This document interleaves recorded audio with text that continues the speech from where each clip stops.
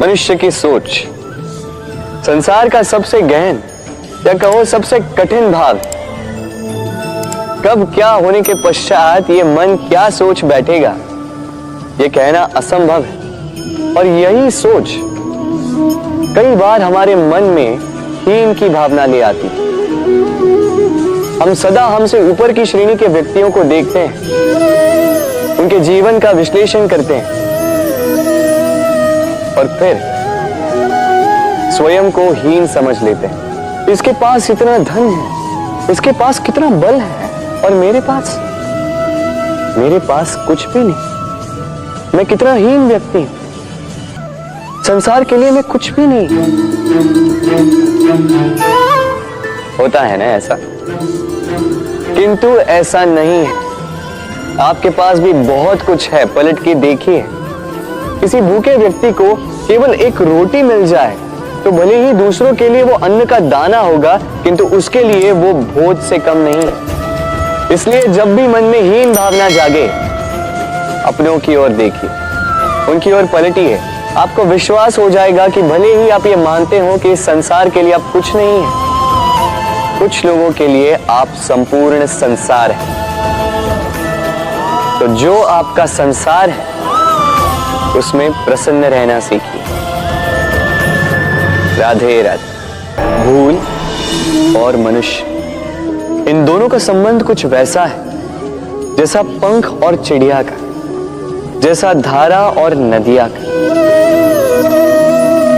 यदि भूल मनुष्य के स्वभाव का इतना महत्वपूर्ण अंग है तो आप सोचिए, इस पर लज्जा क्यों?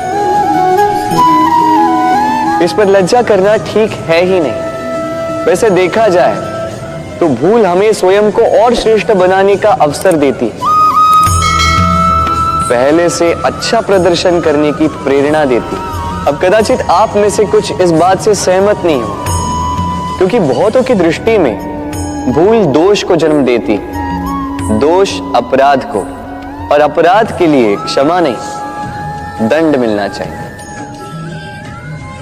किंतु क्या आपने कभी सोचा है कि ऐसा क्यों होता है? क्या कारण है इसका? इसका कारण है भूल स्वीकार करने से बचना। यदि आप कोई भूल करोगे और उसे स्वीकारोगे नहीं, तो वो भूल दोष में बदल जाएगी और वो दोष अपराध। तो साहस रखिए, अपनी भूल को स्वीकार करना अपनी भूल को सुधारने की दिशा में सबसे पहला कदम होता है। और स्मरण रखिएगा, यदि कुछ अपराध है तो वो है समय पे अपनी भूल ना स्वीकार। राधे राधे।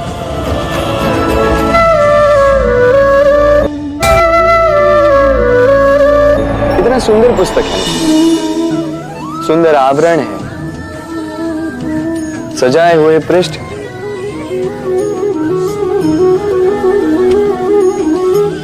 किंतु क्या ये सत्य में अद्भुत पुस्तक कहलाने की पात्र है? क्या इसमें जो लिखा है वो सत्य है, प्रेरणादायी है, हमारे लिए मूल्यवान है? कैसे निश्चय लिया जाए इस बात का? अब आप सोचेंगे कि सीधी सी बात है, आवरण को देख के पुस्तक की गुणवत्ता कैसे जानी जा सकती है? इसके लिए तो आपको उसे पढ़ना होगा, उसे समझना होगा, समय देना होगा, है ना? बिल्कुल उचित सोच रहे हैं आप। बस आश्चर्य की बात यह है कि पुस्तक के विषय में आप ये सारी बातें जानते हैं, किंतु किसी व्यक्ति के विषय में आप ये सारी बातें मन में नहीं लाते।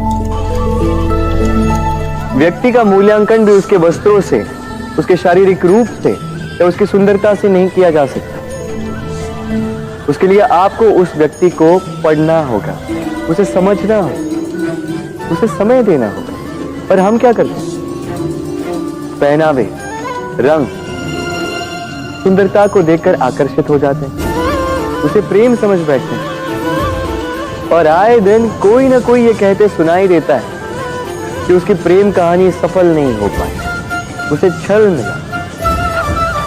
किंतु इसमें दोष किसी और का नहीं, स्वयं आपका।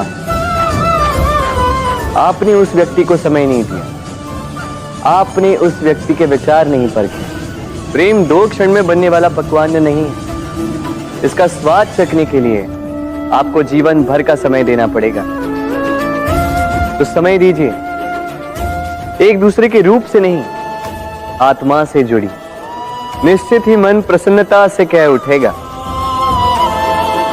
राधे राधे।